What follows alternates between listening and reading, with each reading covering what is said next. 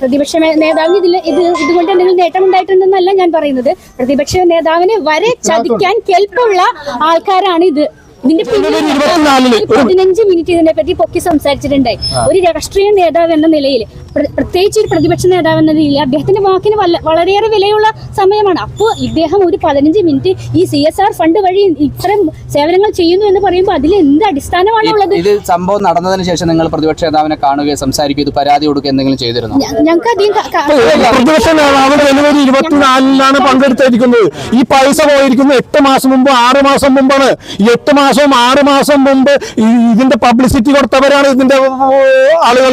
അതല്ലാതെ ജനുവരി 24 2025 ഫ്ലെക്സ് വെച്ച് ഫോട്ടോ വന്ന പ്രതിപക്ഷ നേതാവല്ല. പ്രതിപക്ഷ നേതാവിനും മുഖ്യമന്ത്രിക്കും ഞങ്ങൾ നിവേദനം കൊടുക്കാൻ തീരുമാനിച്ചിട്ടുണ്ട്. അതുപോലെ മനുഷ്യാവകാശ കമ്മീഷനും വനിതാ കമ്മീഷനും നിവേദനം കൊടുക്കാൻ തീരുമാനിച്ചിട്ടുണ്ട്. ഇത് വെറും ഒരു സ്ത്രീകളെ മാത്രം ബാധിക്കുന്ന കാര്യമല്ല, രാഷ്ട്രീയക്കാരെ ഉൾപ്പെടെ വഞ്ചിച്ചിരിക്കുകയാണ്.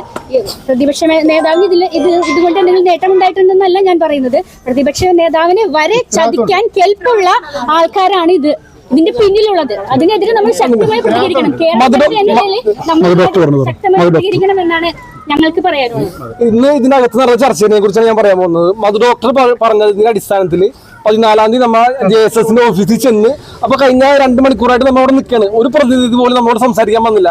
അതിന്റെ അടിസ്ഥാനത്തിലാണ് നമ്മൾ ഇന്ന് ഇവിടെ ഈ മധു ഡോക്ടറിന്റെ കാര്യാലയത്തിൽ ചെന്ന് മധു ഡോക്ടറുമായിട്ട് സംസാരിച്ചപ്പോൾ മധു ഡോക്ടർ പറയുന്നത് അതിൽ ഞങ്ങളിപ്പോൾ ഫോറൻസിക് ഓഡിറ്റിങ്ങിനുള്ള നടപടികളായിട്ട് മുമ്പോട്ട് പോയിക്കൊണ്ടിരിക്കുകയാണ്. ബഡ്സ് ആക്ട് പ്രകാരം കേസും കാര്യങ്ങളായിട്ട് മുമ്പോട്ട് പോയിക്കൊണ്ടിരിക്കുകയാണ്.